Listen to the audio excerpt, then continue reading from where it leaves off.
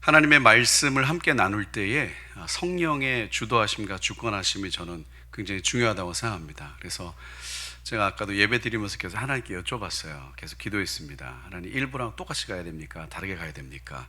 잘 모르겠습니다. 그런데 어찌됐든 아마 일부랑은 조금 결이 다를 것 같기도 한데, 어찌됐든 하나님께서 우리에게 인도하시는 대로 한번 말씀을 나누고 기도하는 시간을 가졌으면 좋겠습니다. 아이들과 청년들이 살아야 됩니다. 우리 아까 기도하시는 집사님이시죠? 가슴을 탁 저도 확 오더라고요. 아이들을 영향력을 끼치, 이게 아니라 아이들을 살려야 된다. 사실 한국 교회는 아이들을 잃어버린 겁니다. 없는 게 아니라 잃어버린 거예요. 문제인식을 정확히 해야 된다고 저는 생각합니다. 아이들이 잃어버렸어요. 아이들 없다 하지만 홍대 가보세요. 드글드글합니다. 정말 드글드글해요. 그리고 딱 보면 청년인지 중학생인지 고등학생인지 알죠. 아무리 중학생이 엄마 거 갖다 바르셔도 숨길 수 없습니다. 그거 숨길 수 없어요. 정말 드글드글합니다. 물론 이제 코로나 이후로 많이 줄은 건 사실이지만 요즘 이제 날씨 따뜻해져서요, 하나둘씩 나왔어요.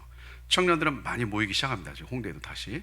그런데 아이들이 있죠. 물론 이제 인구수가 뭐 급감하고 뭐 절벽이다 이런 어떤 시대적 흐름도 있지만, 그렇다고 해서 우리가 아이들이 없는 건 아니거든요. 빼앗긴 겁니다. 그래서 하나님께서는 지금 이 빼앗긴 아이들을 다시 찾아서 보낼 교회를 찾고 계세요. 여러분의 교회가 그 교회가 되신 줄 믿습니다. 지금까지도 잘해 오셨어요. 근데 이제부터가 진짜입니다. 저는 좀 오해 없이 들으셨으면 좋겠지만, 저는 코로나 이전 교회와 이후 교회로 나뉜다고 봅니다. 코로나 이후에 새로운 교회가 뭐 일어날 수도 있겠지만, 뭐 꼭 그런 의미로만 보는 것이 아니라, 코로나 이전과 같은 부대여 같은 마인드면 하나님이 안 쓰셨다 이런 것보다 잘 하신 거예요. 거기까지 그 주자입니다. 그 주자. 이제는 새로운 주자들이 필요한 거예요. 새로운 플레이어들이 필요합니다. 왜냐하면 판이 바뀌었거든요. 우리 개주 달리기 하는데 1번 주자, 2번 주자, 3번 주자, 3번 주자가 이거 바톤을 넘겨야 되잖아요. 근데 3번 주자 가만히 보니까 4번 주자가 좀 이상한 것 같다고, 내가 대신 찍을게. 그래서 1등하면 그거 무효거든요. 룰을 어긴 거예요. 게임의 룰대로 가야 됩니다. 하나님의 룰이 있습니다. 하나님이 쓰시는 룰이 있어요. 딱 하나예요. 새 부대입니다. 그러니까 기존에 있던 교회도 새 부대가 되면 하나님 쓰시는 거예요. 근데 아니면 하나님이 새롭게 곳곳에서 일으키실 수 있겠죠. 여러분 교회가 특별히 5월을 맞이해서 이렇게 한 달 내내 다음 세대를 특집으로 해서 하시는 이걸 보니까 하나님은 새 부대로 만들어주고 계신 줄 믿습니다. 그래서 오늘 두 번째 우리 2부 예배 때는 제가 좀 예배하다가 조금 제 얘기를 좀 하면서 흐름을 좀 하면 좋겠다는 생각이 좀 들었습니다. 우리 목사님 잠깐 소개시켜 주신 것처럼 저는 이스라엘에 있다가 작년에 한국에 왔습니다. 저 이스라엘 오래 있진 않았고요. 이스라엘은 많이 다녀봤지만 이스라엘에서 산 지는 뭐 횟수는 2년 정도, 만 2년은 안 됐지만 이제 급하게 오게 됐습니다. 그래서 저희가 세운 교회가 예루살렘에 있고 우리 잘 섬기고 계시고, 저는 세를 못 졌고 나와서 우리 남아계 선교사님들이 유대인 청년들 침대에 주고 이제 하신 것 같아요. 근데 제가 이스라엘로 2018년에 갔다가 작년에 왔는데, 저는 한국에서 청년과 다음 세대를 쭉 섬겼습니다. 이란이라는 나라 아시죠? 이란. 저는 원래 이란 가려고 준비했고 저희 아내는 티벳 가려고 준비했습니다. 이란과 티벳 거리 아세요? 상당히 멉니다. 상당히 먼데, 그래서 저는 연애하면서 당연히 저희 아내는 저와 함께 결혼 후에 이란에 갈 거라는 확신을 가졌습니다. 왜냐면 저는 완전 서울 토박이고 저희 아내는 완전 부산 토박이에요. 혹시 저 경산도 쪽 자매님 계십니까? 저는 저희 아내 처음 봤는데 처음 들은 말이 오빠야 이건데, 그 서울 남자에게 오빠야는 충격 그 자체입니다. 영이 훅 떠나더라고요. 그래서 오빠야? 그래서 너무 이쁜 거예요 그 말이.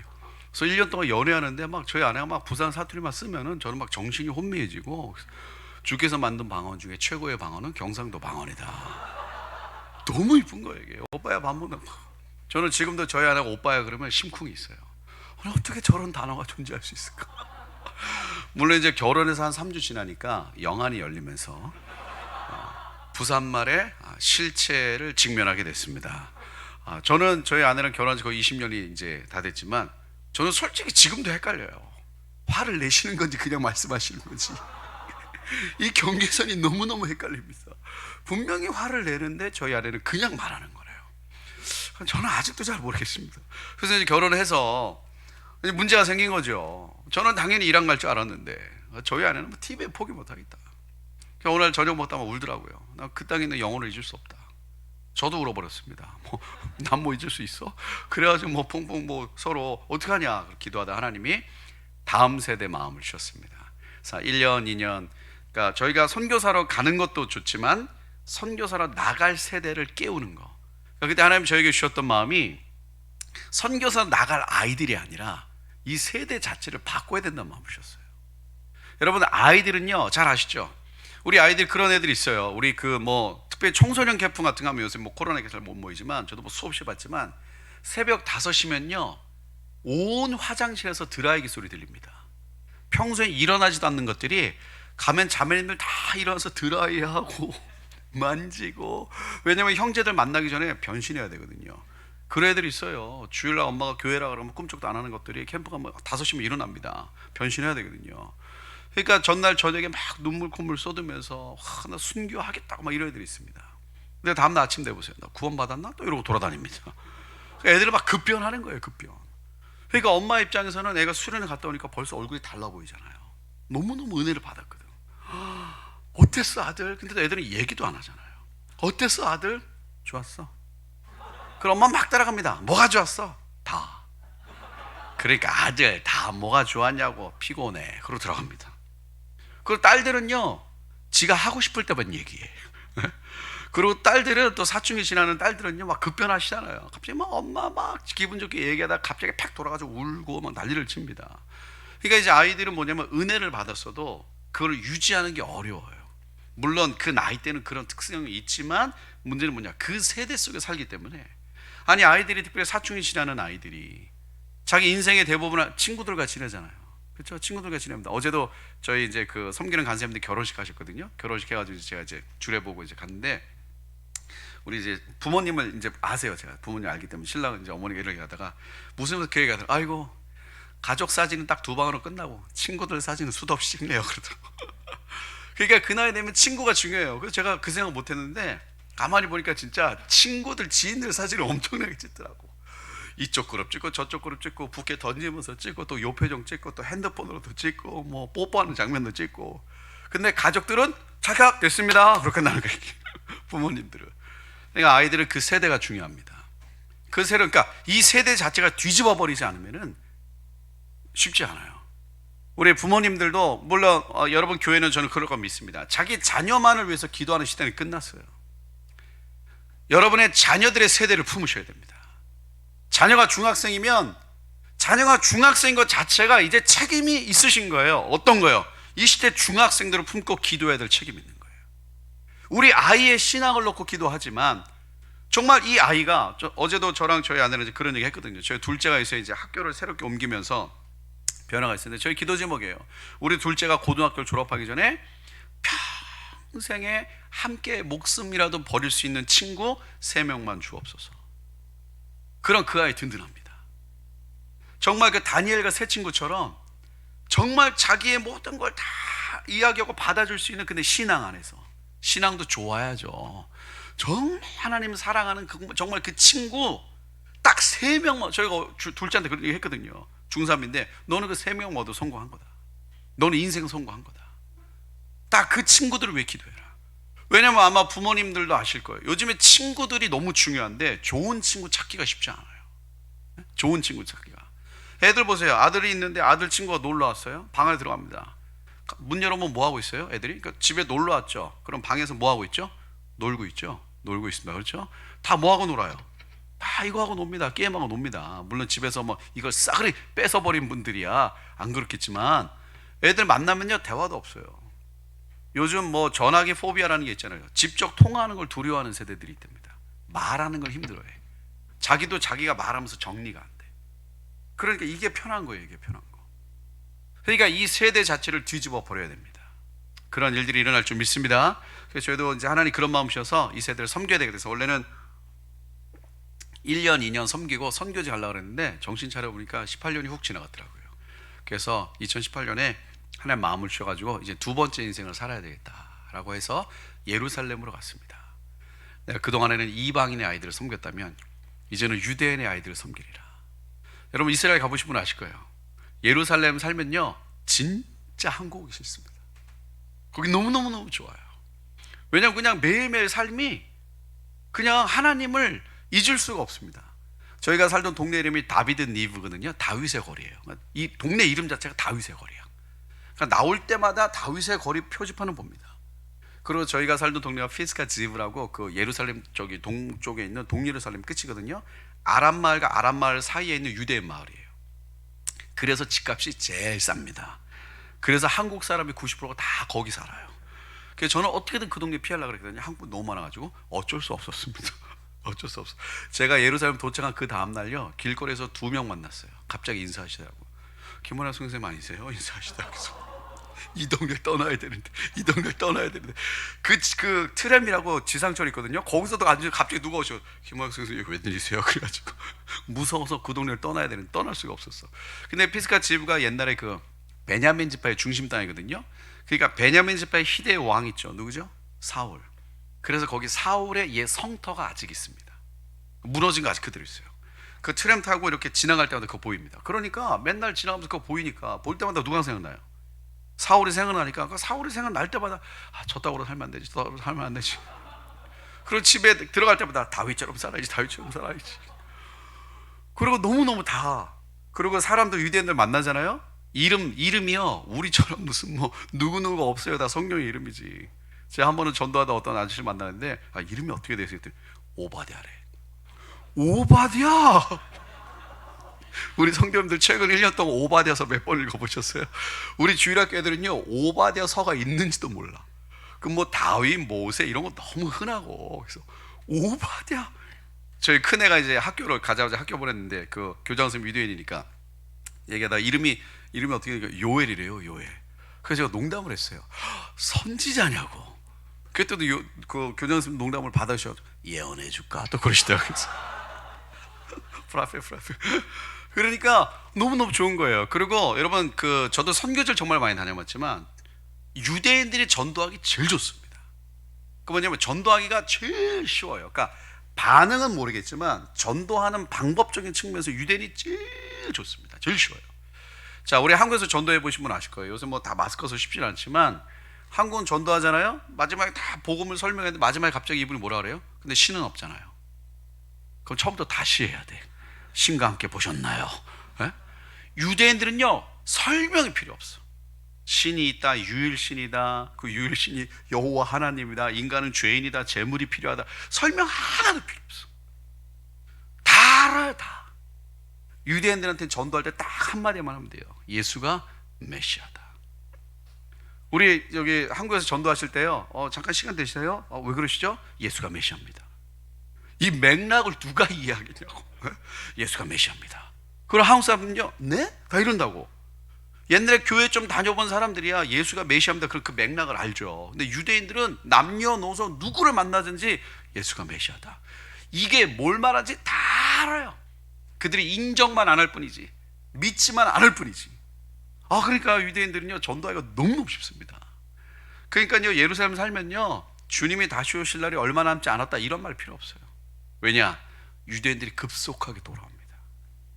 저도 2001년부터 이스라엘 다녀봤기 때문에 그 전도할 때 느낌이 있잖아요. 느낌. 현장에서 만나는 사람들 막 반응이 달라요. 반응이. 그리고 하나님의 은혜로 한국 교회에게 기회를 주신 것 같아요. 거기 이스라엘 유대인들도요 BTS 아미가 너무너무 많습니다. 정말 많아요. 그리고 한국 넷플릭스라고 아시죠?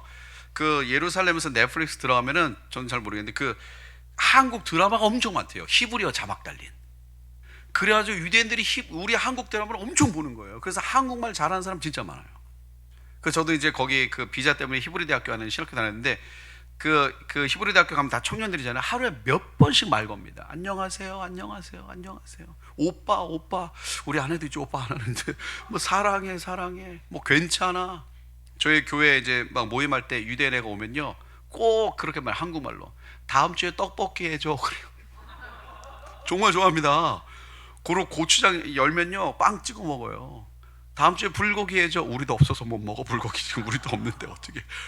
그러니까 BTS 아미. 그래서 제가 한번 전도하다가 20대 후반 되는 자매인데 이렇게 막 전도 안 하고. 그러니까 한국 사람들 너무너무 좋아하거든요. 유대인들은요 아시지만 선민의식이 정말 제가 만나본 민족 중에 유대인이 최강이에요. 싸가지 없기로는 최강입니다. 정말 대단합니다. 이렇게 딱 이게 있어가지고 모든 민족은 다 이렇게 이방인은 다 개돼지야, 개돼지. 근데 자기네 민족과 유일하게 동급인 민족이 미국 사람. 그래서 미국 사람들은 약간 해줘요. 근데 특별히 아시아 사람들은 다 깔고 봅니다. 다 깔고. 유대인들은요, 그게 딱 느껴져요. 그게 무시한다고. 그리고 문화 자체가 정말 힘들어요. 이렇게 제가 한번 가게에서 이렇게 물건 사고 돈을 냈더니 거스름돈을 주잖아요. 동전을 던지더라고. 툭 던지더라고요. 여러분, 만약에 가게 가서 물건 샀는데 거기 편의점에서 알바하시는 분이 동전 툭 던지면 감사합니다 하시겠어요? 하셔야죠. 그래도 우리 그리스도인이니까 하셔야 되는데, 오저 순간 놀라가지고 뭐지 얘네들은? 시청 가서 뭐 서류를 했는데 여권 보더니 여권도 툭 던지더라고. 나중에 보니까 지들끼리도 던져요. 그게 문화야.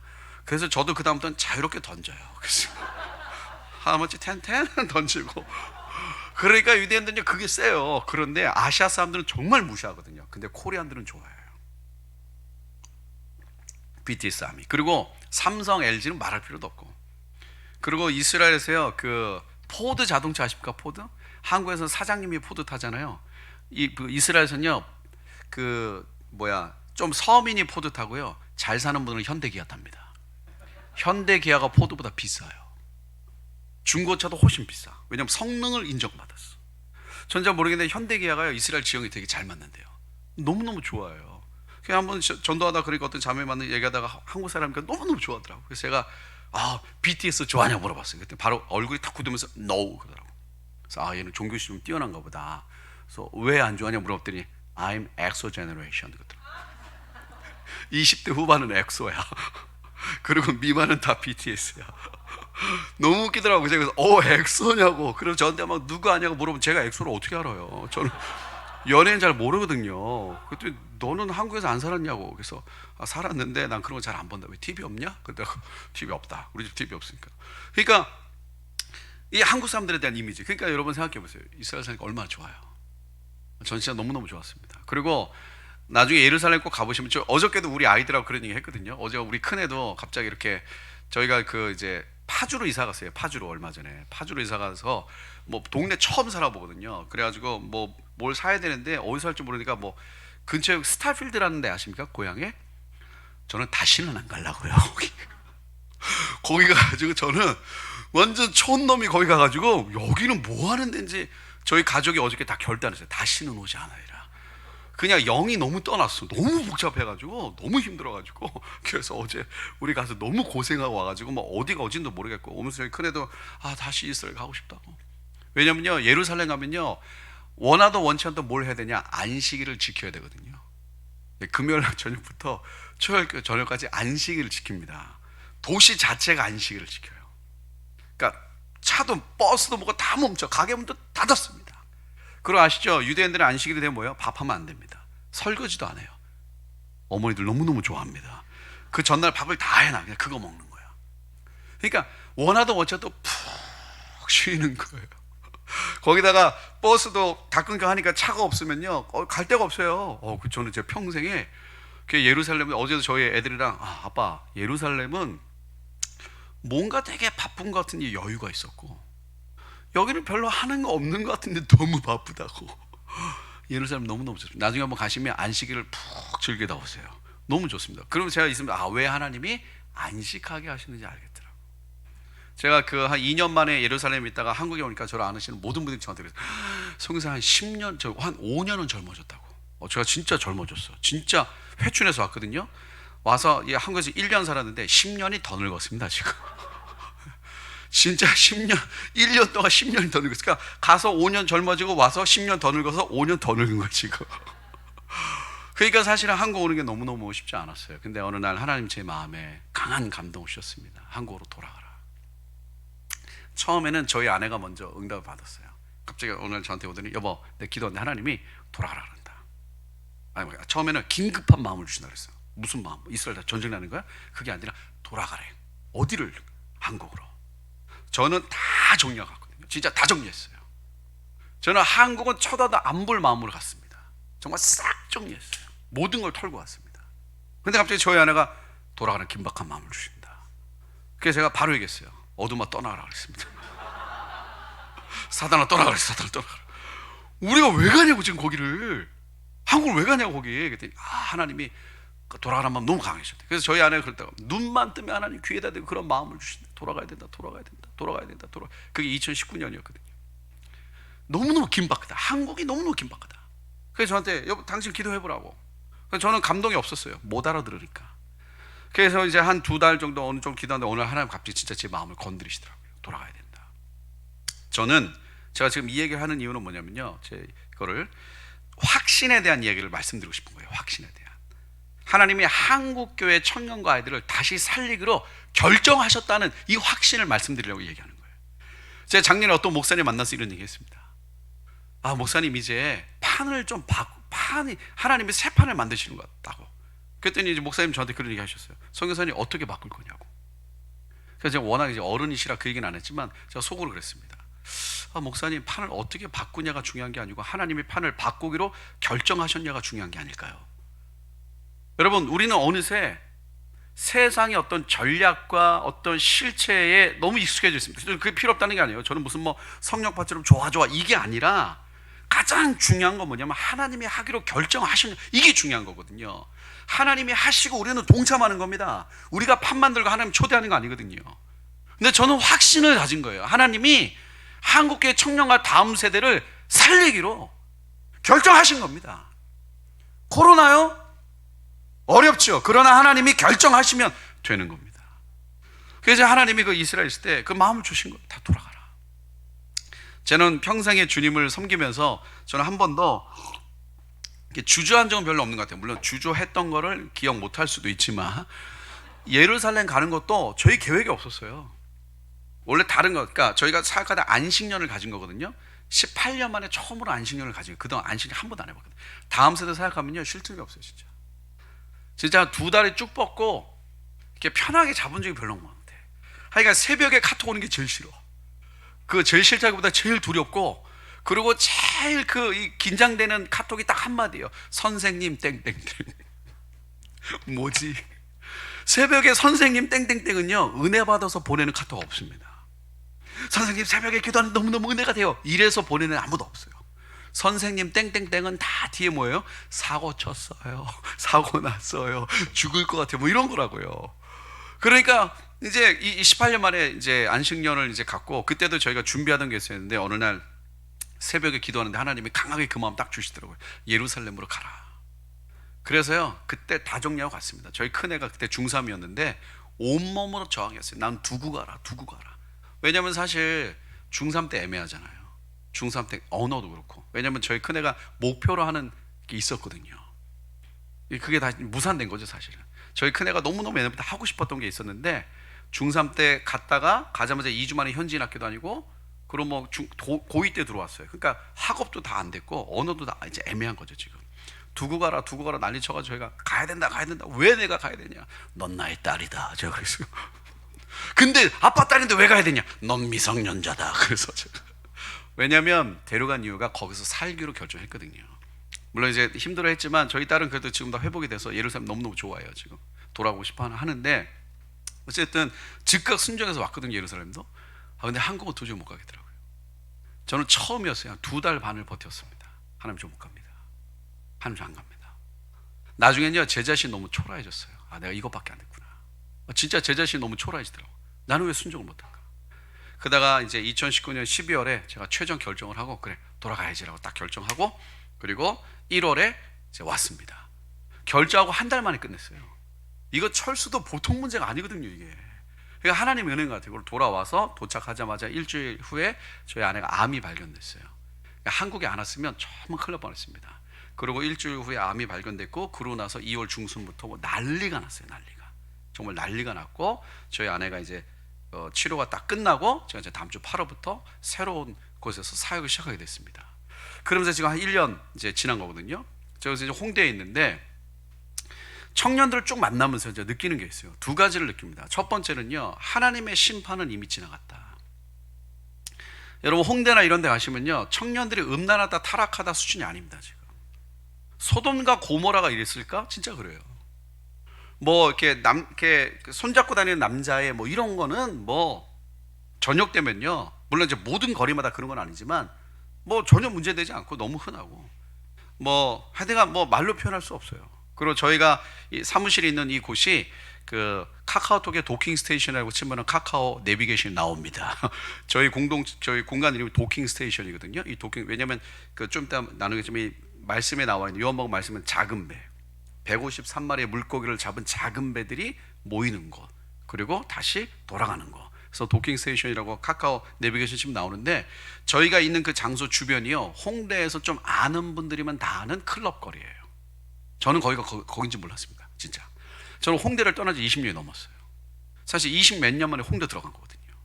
20 몇 년 전에는 놀라고 갔고, 그 놀라고 갔어도 저는 뭐 그때 예수님 믿었으니까 저는 뭐 레디컬하게 안 놀았어요. 저는 평생에 나이트클럽 딱 한 번 가봤습니다. 그것도 친구 찾으러. 저는 클럽이라는 데 가본 적이 없어요. 네? 그리고 뭐 이렇게 들어갔다가, 여기 계신 분들도 가본 적이 없잖아요. 그렇죠? 네, 그럴 거예요. 분명히 그러실 거고. 그러니까 홍대 이렇게 뭐 잘 모릅니다. 잘 몰라가지고. 근데 이번에 들어갔는데 클럽 거리거든요. 하나님 딱 인도하셔서 간데 클럽 거리인데, 솔직히 제 영이 너무 힘들었어요. 정말 어마어마합니다. 그 클럽에 이렇게 그 이제 저녁 되면요, 클럽에 오시는 분들이 막 모이시거든요. 대단합니다. 하여간 여기 몸에 그림 없으면 못 다닐 것 같아요. 다 그림이야, 다 그림. 그림은 너무 흔하고. 그리고 자매님들은요, 아직 여름도 아닌데 정말 애매해요, 입으신 게. 이걸 입었다고 표현해야 되는지 걸쳤다고 표현해야 되는지. 그러니까 시선을 어떻게 둘 수가 없어요. 거기 지나갈 때 하늘을 보자니 안 보이고 땅을 보자니 또 힘들고. 그래서 저는 전략적으로 계속 돌리면서 갑니다. 어떻게 할 수가 없어. 어떻게 뭐 민망함을 넘어가지고 뭐 다 그러고 살아요. 그리고 정말 저희 사무실에 있는 그 길거리에 하루에 몇 번씩 만화 주인공들이 지나가십니다. 코스프레라고 하세요? 정말 대단합니다. 만화 주인공들이 싹 지나가요, 이렇게. 그리고 눈 마주치면 왠지 일본어로 말해야 될 것 같고. 정말 대단하신 분들 많습니다. 제가 일부 예배 때 얘기했지만, 저도 이제 청년들을 많이 만나지만 이 홍대에 깊숙이 들어간 건 진짜 오랜만이거든요. 그러니까 이 젊은이들의 그 현장 깊숙이 들어가니까, 저희가 생각한 것보다 수위가 정말 높더라고요. 교회에서 만나는 청년들 수준이 아니잖아요, 지금. 근데 걔네 세상 애들이잖아요. 교회 애들이 지금 다 거기서 살아요. 그리고 요즘 청년들에게 가장 큰 문제는 저는 그거라고 봅니다. 타협이에요, 타협. 지혜롭다는 이름 아래 타협하고 있습니다. 복음 그 자체가 능력인 줄 믿습니다. 지금 한국교회의 가장 큰 어려움이 뭐냐면요, 복음만 있지 않기 때문이에요. 복음만 있으면 됩니다. 그것만 있으면 되는데, 그거 말고 다른 게 있으니까 좀 어려운 거거든요. 제가 처음에 그 홍대 들어갔을 때 그 이제 사무실 앞에서 보는데, 일부 예배 때 얘기했지만 한 청년이 저희 그 사무실 앞에 그 통유리거든요. 골목을 딱 지나가는 거예요. 제가 이제 첫날 딱 들어가가지고 딱 이렇게 보면서 딱 기도하고 있는데, 처음 본 청년이 지나갔는데 하나님 좀 보여주게 하신 것도 같아요. 남자 친구인데, 형제인데 레깅스를 입었습니다. 우리 레깅스 입은 형제 상상해 보세요. 근데 호피무늬예요. 호피무늬 레깅스를 입은 형제가, 그것도 배꼽티 같은 거. 레깅스를 입었는데 배꼽티예요. 호피무늬. 그리고 가죽 잠바 짧은 거 있죠? 그거 입고 모자 딱 무슨 마이클 잭슨 같은 모자 딱 쓰고 워커 신고 딱 지나가더라고. 마스크도 정말 물어보고 싶었어. 그거 어디서 샀는지. 뭐라고 표현할 수 없는 정말 대단한 마스크. 그래서 보면서 저분은 누구실까? 너무 궁금했어요. 그래서 저는 진짜 대화하고 싶었거든요. 그래서 나갔는데 사라졌어요. 정말 열고 싶었어요. 이렇게 어떤 생각을 가지고 계실까? 저는 그분과 깊은 만담을 하고 싶었어. 의외로 순수했을 수도 있어요. 순수하니까 호피무늬 레깅스 입지, 생각 많으면 그건 못 입거든요. 생각 많으면 못 입으실 것 같아. 그때부터 제가 이게 현실이구나, 이게 실체구나, 이게. 정말 그들여요, 범접할 수 없는 분들 많이 지나가십니다. 저희 도킹 스테이션에 있는 거리가 메인 클럽들이 모여 있는 곳에 조용한, 그러니까 유일하게 클럽이 없는 거리예요. 저는 그것도 몰랐어요. 그래서 고센 땅 같습니다. 고센 땅, 다 구별된 고센 땅. 저희 거리만, 이런 표현해서 죄송하지만 더러운 가게가 없어요. 다 커피숍하고 뭐 옷가게만 있어가지고 깨끗합니다. 그래서 청년들도 주변에서 놀다가 여기 가로질러 가는 거리예요. 여기 뭐 없어요. 여기는 이렇게 청년이 많이 찾아오는 명소는 없고, 그냥 이렇게 클럽과 클럽 사이를 오가는 브릿지 그 골목길이라서 그나마 이렇게 조용하게 지나가는데도 대단하신 분들 많이 만납니다. 제가 그 청년들을 보면서 두 가지, 아까 말씀드린 하나님의 심판은 이미 지나갔다. 그러니까 오늘이라도 하나님이 대한민국 심판해도 저희가 이상할 일이 아니에요. 왜냐하면 청년들이 뭐 타락했다 이 수준이 아닙니다. 뭐 홍대나 진짜 이런 데서는요, 남성스럽다, 여성스럽다 이런 표현을 쓰는 것 자체가 돌맞을 말이에요. 돌맞을 말. 이화여대 같은 경우는 지금 들어보셨죠? 레디컬 페미니즘이라고. 페미니즘도 넘어섰다고요. 이제 남자는 다 사라져야 돼요. 그리고 저희가 정기 예배를 드리는 것이 이화여대 정문 앞에 있는 교회 빌려서 저희가 매주 화요일 목요일 예배를 드리거든요. 지금 이제 코로나 때문에 온라인으로 예배 드리지만 매주 가면요, 그러니까 이화여대 정문이 있고 옆에 골목이 하나 있어요. 이 골목으로 조금 들어가면 조금 교회가 하나 있습니다. 킹스웨이 처치라고 통합적 교회인데 목사님 너무너무 좋아요. 그래서 저희들이 오픈을 해주셨어요. 예배를 드리는데 그 교회에 들어가는 골목이 딱 뭐냐면요, 그 담배 피는 지정석이에요. 요새 길거리에서 담배 못 피잖아요. 그래서 담배를 필 수 있도록 법적으로 해준 곳이야. 그럼 매달 지나가면 이화여대 학생들이 다 거기서 담배 피시거든요. 근데 제가 봤어요. 담배 피는 분들 중에 머리 긴 자매 거의 없어요. 머리 긴 자매 거의 없더라고. 그러니까 남성인지 여성인지가 애매한, 정말 남성스러워. 제가 거기서 어이구 남성스럽다는 표현 잘못 썼다간요, 담배불 다 던질걸요. 어떻게 그런 참담한 말을 할 수 있느냐. 우리 아까 집사님 기도하셨잖아요. 학교에서도 아이들이 그렇게. 제가 너무 부정적인 얘기만 하는 것이 아니라 왜 제가 이 얘기를 하냐면요, 그만큼 우리에게는 소망이 없다는 말씀을 드리고 싶은 거예요. 왜냐? 우리에게는 소망이 없기 때문에 우리가 가지고 있는 진짜로만 할 수 있는 거거든요. 지금 여러분, 걔네들한테 어떻게 하겠어요? 저희가 작년에 11월에 하나님이 그런 마음을, 10월 달에 저희가 모임을 하고 있는데 하나님이 신촌으로 가라 이런 마음을 주셨어요. 저는 이제 작년에 이제 한국에 올 때 어디로 가서 청년들과 아이들을 섬겨야 될까 계속 기도하고 있었거든요. 강남으로 가야 되나, 아니면 지방으로 가야 되나, 아니면 세종시로 가야 되나 기도는 하나님이 뭔가 명확한 마음으로 안 주셨거든요. 근데 이제 작년 이제 8월부터 모임을 시작하고 한 2달 정도 기도하고 나니까 하나님이 너무 명확하게 우리 모든 팀에게 동일하게 신촌으로 가라 이런 마음을 주셨어요. 그리고 정말 감사하게 11월 첫날, 이제 첫째 며칠은 기억이 안 나는데 11월 첫 번째 월요일 날 저희가 지금 예배하고 있는 그 교회에서 모임을 시작한 거거든요. 킹스웨이 처치에서. 그 교회에 딱 가기 그 전날에 하나님 요한복음 21장 말씀을 주신 거예요. 이 다시 그물을 던져야 된다. 깊은 곳으로 다시 가야 된다. 이런 작은 배들이 필요하다.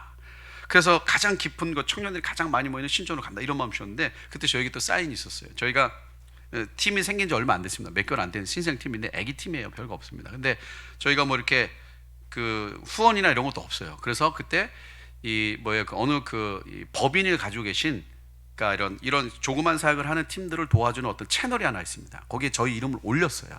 올렸는데 후원된 건 없죠. 근데 그날 처음으로 후원이 들어온 거예요. 그 전날 어느 교회 청년부 회장이 저희 찾아와가지고 저희가 그 교회에서 집회를 했는데 청년들이 너무 은혜를 받았다고 1,000원, 2,000원 모아가지고 그 후원을 했대요. 50만 원을 가져온 거예요. 그래서 야, 이거 너무 귀하다. 이 청년들이 이 헌금은 너무 귀하기 때문에 이걸 우리가 공간을 얻을 수 있는 시드머니를 삼겠다 그랬어요. 딱 50만 원. 그 다음에 신촌에 들어갔거든요. 근데 처음으로 여기 이 팀을 통해서 그 후원이 들어왔는데 얼마가 들어왔는지 아세요? 103만 원이 들어왔어요. 합쳤더니 153만 원이.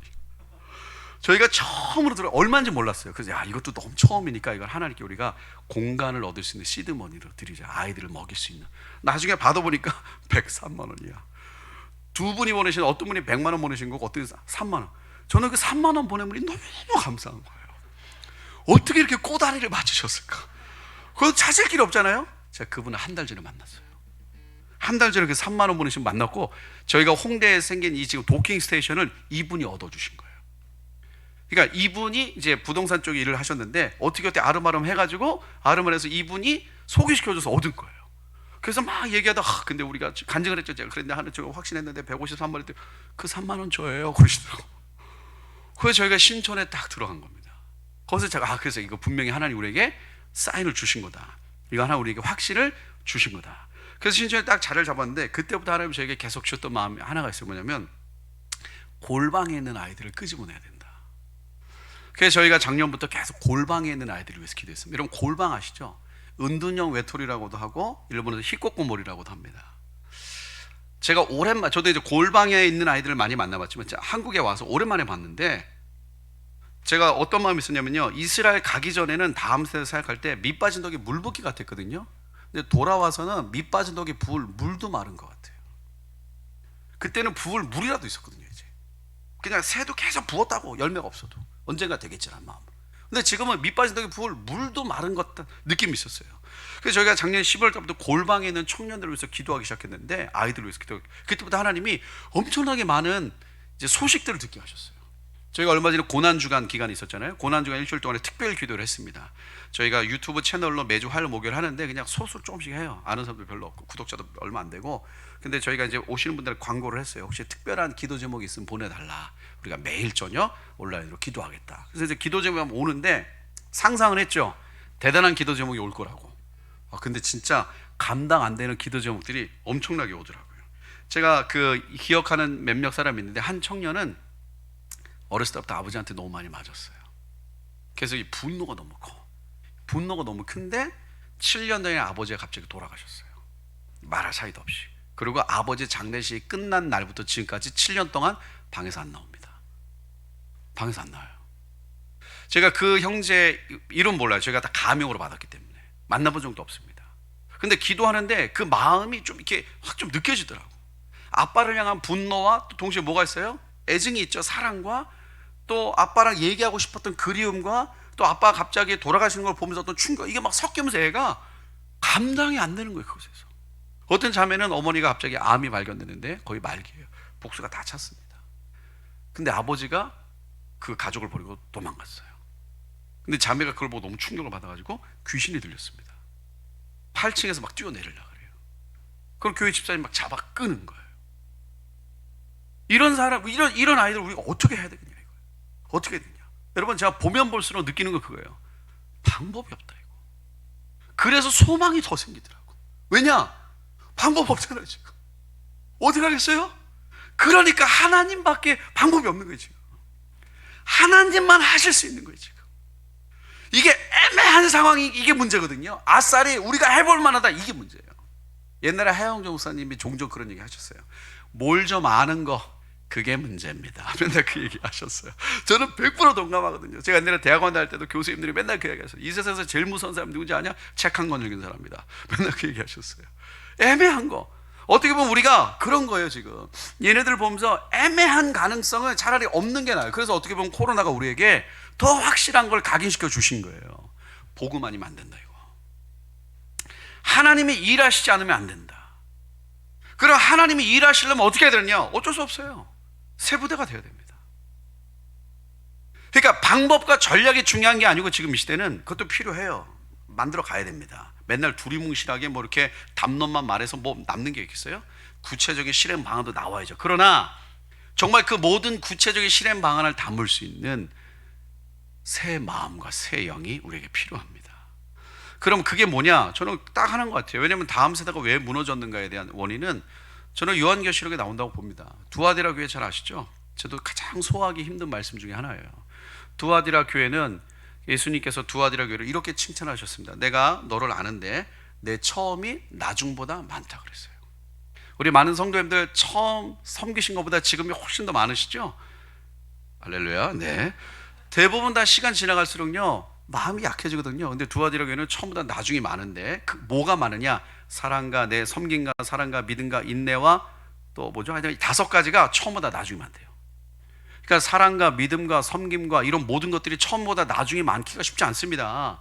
다 시간이 흘러가는데, 근데 두아디라 교회는 사랑과 믿음과 섬김과 인내와 이 모든 것이 처음보다 나중이 많아요. 대단한 교회입니다. 이거 인생을 건 거거든요. 근데 예수님이 두아디라 교회 이렇게 말합니다. 그런데 내가 하나 너희한테 말하고 싶은 게 뭐냐? 행음했다. 그러니까 이 아세라, 이 우상을 받아들였다. 그래서 내가 회개할 기회를 주었는데 너희가 회개하지 않았다. 행음한 것을. 그러고서 마지막에 뭐라 그러냐? 그래서 내가 어떻게 했느냐? 너희의 자녀를 죽이리니. 그래서 교회가 내가 주된 걸 알 것이다. 저는 옛날에 이 말씀이 너무너무 힘들었어요. 아니, 하나님, 부모님 세대가 잘못했는데 왜 애를 죽입니까? 전 너무너무 힘들었어요. 나중에 시간이 지나서 좀 알게 됐습니다. 여러분, 사랑과 믿음과 섬김, 이 모든 것을 처음보다 나중에 말할 때 한국교회가 그랬어요. 배고파도 벽돌 짊어지고 예배당 세웠습니다. 우리 아까 일부 시간도 얘기했지만 그거 아시죠? 아랫배 힘 딱 주고 소나무 뿌리 딱 잡고 주의 하면서 뿌리 뽑는 거. 주의 하면서 뿌리 뽑으면 하늘에서 불이 떨어진다. 다 이해하시죠? 다른 민족 교회는 이거 이해 못합니다. 나무 뿌리를 왜 뽑는지 미국 교회 가서 얘기해 보세요. 아랫배 힘 딱 주고 뿌리 딱 잡고 죄요 다 이단이라고 봐요. 그걸 왜 뽑냐 이거예요. 그만큼 한국 교회는 절절한 거 있었어요. 가나안 농군학교 장로님 매일 기도실에다 딱 붙여놨다 그러잖아요. 조국이 안심하라. 대단한 거 아닙니까? 조국이 안심하라. 왜요? 내가 기도한다. 이게 우리 믿음의 선배들의 강단이었어요. 강단, 영적 강단. 가난해? 어려워? 다 필요 없다 이거예요. 왜? 기도한다. 조국이여 안심하라. 내가 기도한다. 이 믿음과 강단이 있었거든요. 어마어마했습니다. 옛날에 청계산 가면요, 그 아시죠? 기도바위가 하나 있었어요. 그 기도바위가, 저도 기도바위에서 목사님께 들었는데 그 기도바위는 40일 금식 기도하는 바위래요. 이게 그냥 산에서 기도하는 것도 힘든데 40일 금식. 그때는요 지금처럼 무슨 뭐 아웃도 없습니다. 보온 장비 없어요. 예? 그냥 뭐 비닐포대 하나 뒤집어 쓰고 하는 거 아닙니까? 근데 40일 금식 기도하는 그 바위가 여러 명이 못 올라가니까 줄을 섰답니다. 이분 끝나면 이분이 가서 하셔야 돼. 예약제야, 예약제. 근데 그 40일 금식 기도하는 그 기도 바위는요 기도 제목이 딱 하나였답니다. 어르신들 아실 거예요. 뭐죠? 나라와 민족. 그게 한국교회 강단이었어요. 그런데 그들의 자녀들이 있잖아요. 보세요. 그렇게 올인했던 세대가 행음했다는 건요, 어떤 뭐 육체적인 음란 이런 걸 떠나서 딱 이거예요. 하나님도 사랑하기 시작했다. 하나님만이 아니라 하나님도 사랑하기 시작했다. 복음도가 아니라 복음만이 아니라 복음도. 투트랙이라는 거예요. 우리 자매님들 그러시잖아요. 형제님한테 나 사랑해? 그때 형제님이 너도 사랑하지. 십자가에 못 박아야 됩니다. 그러면 너도 사랑하지? 너도 사랑하지? 너만 사랑하지. 제가 어제 결혼식 할 때 주례했는데, 주례할 때 막 주례하잖아요. 주례에서 마지막에 형제님은 뭐 앞으로 주님 오실 때까지 자매님만 사랑하기로 뭐 결정하십니까? 근데 형제가 네, 저는 이 자매도 사랑합니다. 결혼식 무효예요. 그러면 결혼식 무효야. 예? 신부가 웨딩드레스 있다가 막 쳐야 된다고. 너도가 아니잖아요. 너만, 당신 한 분만, 당신 하나만. 하나님만 바라보던 세대가 하나님 도가 되면요, 그 자녀들은 대부분 하나님을 떠나거나 그러지 않았어요. 하나님을 대적했지. 그래서 하나님이 그 자녀를 죽일 수밖에 없는 거예요. 지금 한국교회 현실이 그렇습니다. 그러니까 지금은 가장 어둡고 힘든 이때에 우리가 잡을 수 있는 유일한 소망은 딱 하나예요. 하나님이 하신다. 근데 저는 하나님이 하실 거라는 확신을 가지고 한국에 돌아왔습니다. 그 돌아왔고 하나님 마음 주셔서 신촌으로 갔고 정말 생각지도 못하게 홍대에 뿌리를 내려서 지금 섬기고 있어요. 제가 홍대에 있는 청년들을 보면 볼 때마다 그걸 느껴요. 아, 복음 외에는 방법이 없다. 진짜 복음, 진짜 복음.